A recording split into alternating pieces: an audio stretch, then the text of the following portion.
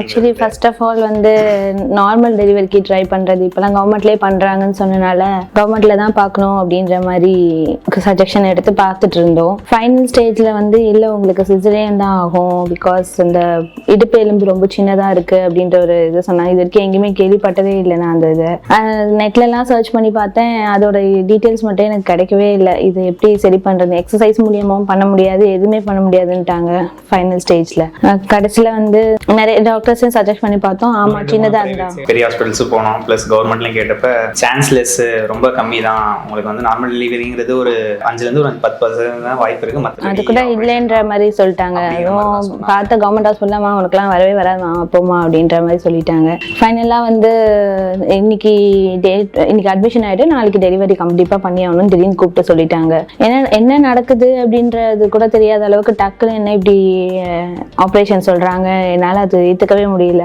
எனக்கு ஒரு கான்ஃபிடென்ட் இருந்தது, என்னால நார்மல் கொடுக்க முடியும் அப்படின்ற மாதிரி இருந்தது. யாராவது கொஞ்சம் ஹெல்ப் பண்ணாங்கன்னா என்னால ட்ரை பண்ண முடியும்ன்ற கான்ஃபிடென்ட் உள்ள நல்லா இருந்தது. பட் ஹெல்ப்புக்கு யாருமே இல்லாத மாதிரி இருந்தது. ஸோ நெட்ல சர்ச் பண்ணதுல எனக்கு இவங்களோட இது பிடிச்சிருந்தது. அவங்களோட எல்லாமே அவங்க கம்பல்சரி நார்மல் கொடுப்பாங்க அப்படின்னு. பட் அவங்களோட ட்ரீட்மெண்ட் வைஸ்லாம் எனக்கு எதுவுமே தெரியாது. நிறைய ரிவ்யூஸ் பார்க்க இவங்க மேல எனக்கு ஒரு கான்ஃபிடென்ட்ல வந்து இன்னைக்கு அட்மிஷன் சொன்னாங்க. பட் என்னதான் அவங்க அட்மிஷன் சொல்லி நாளைக்கு டெலிவரி பண்ணாலும் நான் இவங்கள ஒரு சஜஷன் பண்ணணும். ஃபைனல் ஸ்டேஜ்ல வந்து நின்னேன். 39 வீக்ஸும் கிராஸ் ஆயிடுச்சு. பேபியும் ரொம்ப வெயிட் போட்டுருச்சுன்னு வேற சொன்னாங்க. சரி, நான் இங்க வந்த உடனே கையோட கன்சல்டேஷன் பார்த்தேன். மேம் சொன்னாங்க அந்த அளவுக்குலாம் இல்லை, கண்டிப்பா இங்க வந்து எங்களால மேக்ஸிமம் % கொடுக்க முடியும், ஃபைனல் ஸ்டேஜ் வந்து கண்டிப்பா கொடுக்க முடியும், ஹெல்ப் பண்ண முடியும் அப்படின்னாங்க. சரி, என்னாலும் பரவாயில்ல, ஃபைனல் ஸ்டேஜ்ல நான் கோஆப்ரேட் பண்றேன்னு சொல்லி ஓகே பண்ணி நார்மலுக்கு என்னென்ன ப்ரொசீஜர் அதை ஃபாலோ பண்ணி ஃபைனலா நார்மல் டெலிவரி தான் பண்ணாங்க. அந்த லாஸ்ட் மினிட்ல கூட நான் கோஆப்ரேட் பண்றேன், என்னோட ஹோப்பே போயிடுச்சு, என்னால முடியல அப்படின்ட்டு. பட் அந்த ஸ்டேஜ்ல கூட இல்ல உன்னால முடியும் அப்படின்ட்டு நான் எக்ஸ்பெக்ட் பண்ண அந்த ஹெல்ப் இவங்களுக்கு அவங்க கொடுத்துருந்தாங்க.